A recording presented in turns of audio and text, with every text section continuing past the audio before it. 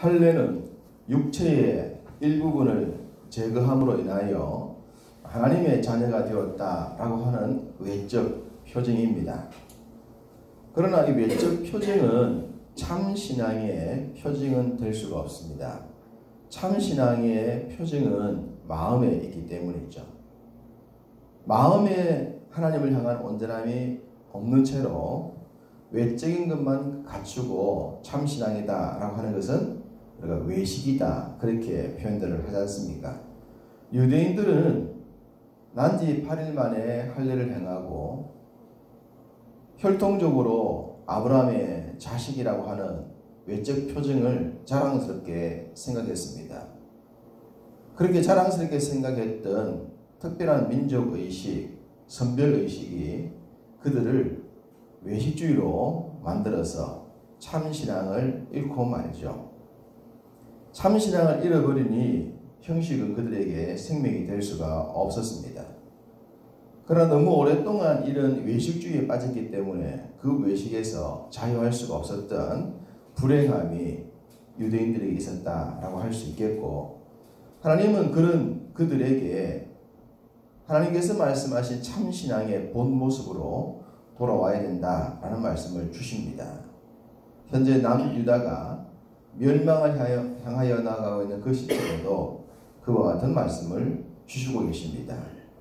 참신앙이라면 마음이 할례 받아야 된다. 그 말씀이죠.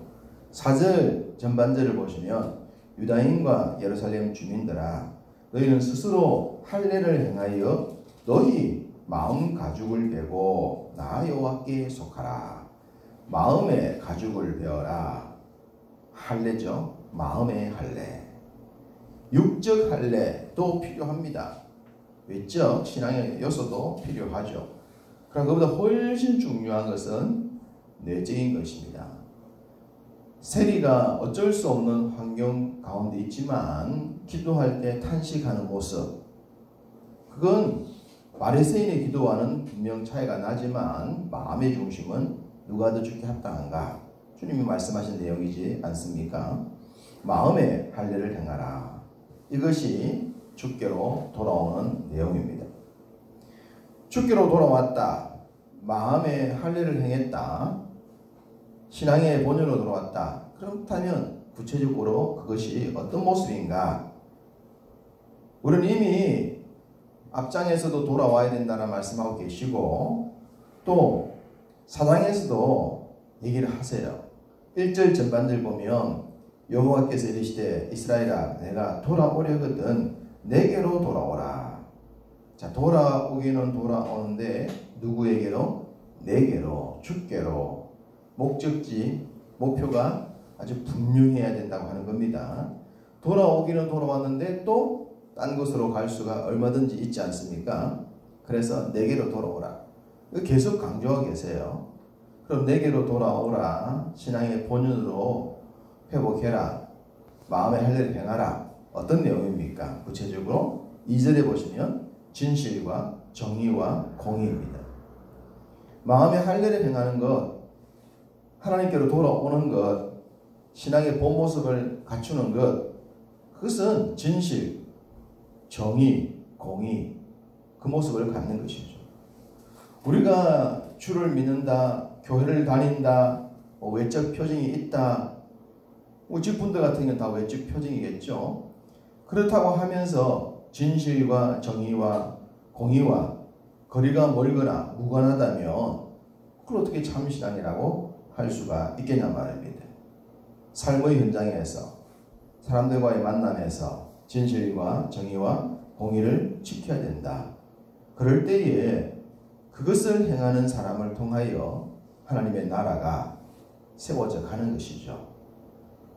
죄악이 가득한 세상 속에 살면서도 어쨌든 성도들은 진실과 정의와 공의를 지키려고 노력을 해야 그 속에 하나님의 나라가 세워지고 악을 이기는 세상이 만들어져 가는 겁니다.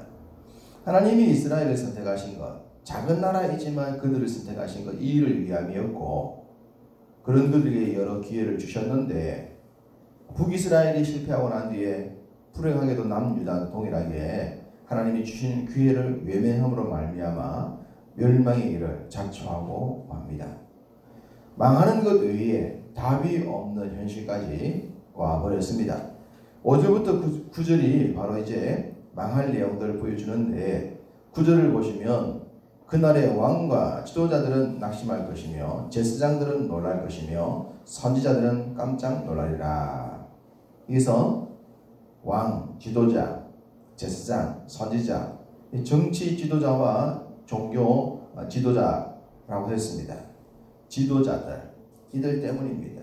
이들이 너무 부패했기 때문이고 이들이 너무 율법과 멀었기 때문입니다. 사실 이 사람들은 그 시대로 보면 특별한 은혜를 받은, 특혜받은 사람들이었습니다. 우리가 어릴 때, 제가 어릴 때만 하더라도 우리나라에 박사님들이 별로 없었지 않습니까? 대학을 들어가는 사람들도 굉장히 귀했죠. 그래서 많이 좀 변화됐지만 그래도 제가 군대에 갔을 때에 대학을 다니다 왔다 그러면 좀 차이가 나는 그런 시대에 있었어요. 그런데 성경기록 시대에 이 사람들은 많이 배운 사람들입니다. 많이 배울 수 있는 기회는 아무나 가질 수 있는 건 아닙니다. 많이 배웠습니다. 그리고 그 배운 사람들이 부를 얻었고 권력을 주지 않았습니까?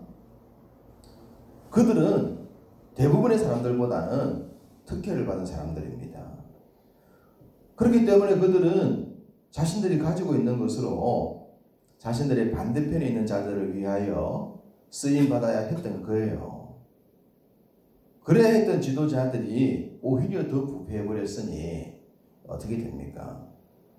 백성들은 그들을 따를 수밖에 없는데 그들이 부패하니 당연히 백성들도 부패해져 갔던 그 멸망의 시대의 단면을 보여줍니다. 이런 지도자들을 바라보는 선지자는 고통스러울 수밖에 없었습니다. 저들이 조금만 바르면 백성들도 행복할 텐데 저들이 어리석음으로 말미암아 멸망을 자초하고 있으니 얼마나 힘들었겠습니까? 그래서 울죠. 10절 슬프도소이다. 슬픈 겁니다. 그러면서 평강을 원하지만 평강 대신 칼이 임하고 있다. 칼을 보는 겁니다. 저들의 죄악으로 인하여 다가오는 칼을 보면서 선지자는 슬퍼하며 탄식합니다. 11절부터 18절은 남유다를 향한 심판의 장면을 묘사합니다.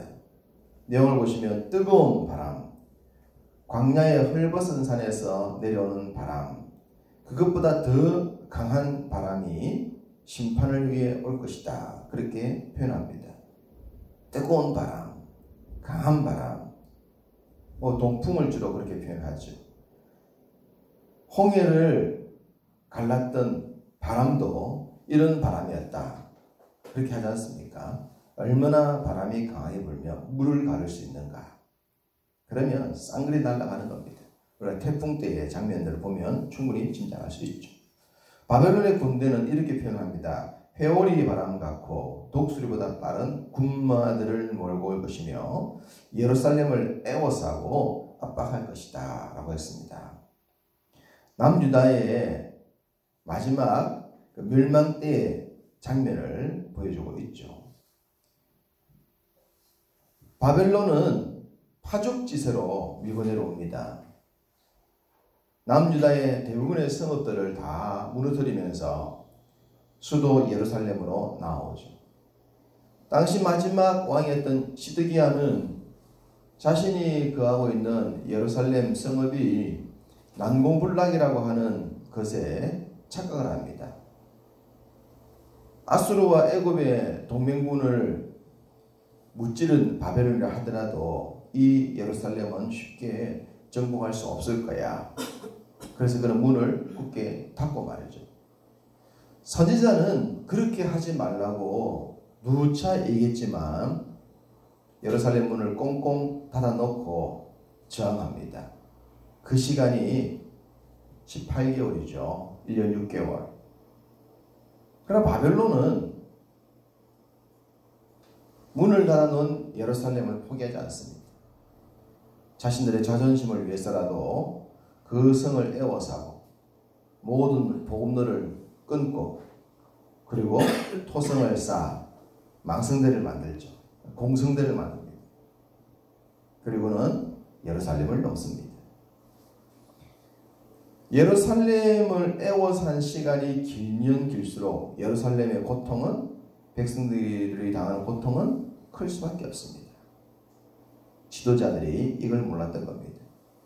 거듭 말씀드렸지만 예레미야의 예언은 이미 남유다가 망했다는 거였습니다.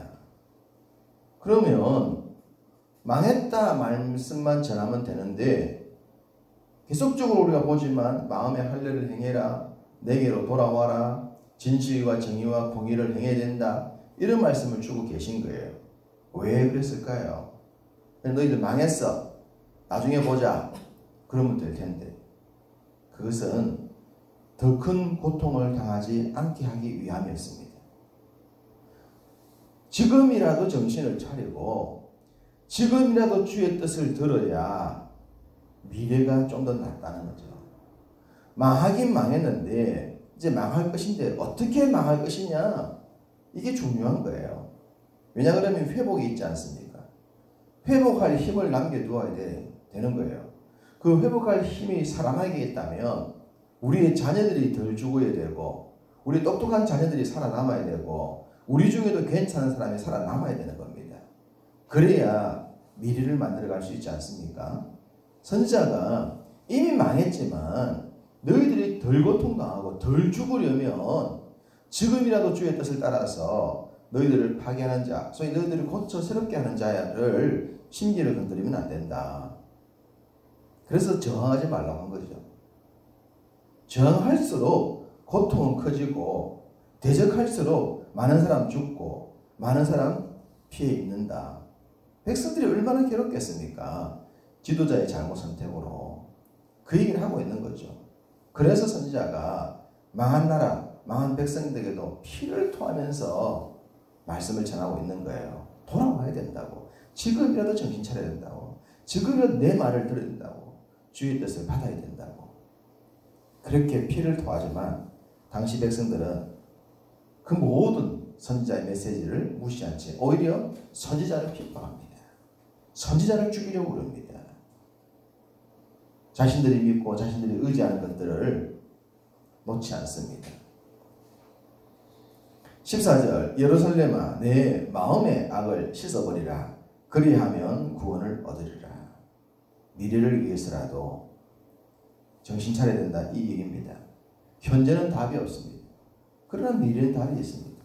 그 미래를 위해서 그 마음의 죄악들을 씻고 마음의 할례를 행해야 하는 겁니다. 우리의 자녀들, 나는 지금 죽더라도 미래의 우리 자녀들이 더 큰 고통을 당하게 하지 않기 위한 선지자의 몸부림이죠. 그러나 불행히도 주의 뜻은 여전히 무시를 당합니다. 고통을 덜 당했으면 좋겠다 해서 부르짖었지만 고통은 더 커질 수밖에 없고 죄악은 더 많아집니다. 19절부터 31절은 장차 예루살렘에 당하게 될 큰 고통을 기록합니다. 선지자는 이 내용을 기록하면서도 탄식합니다.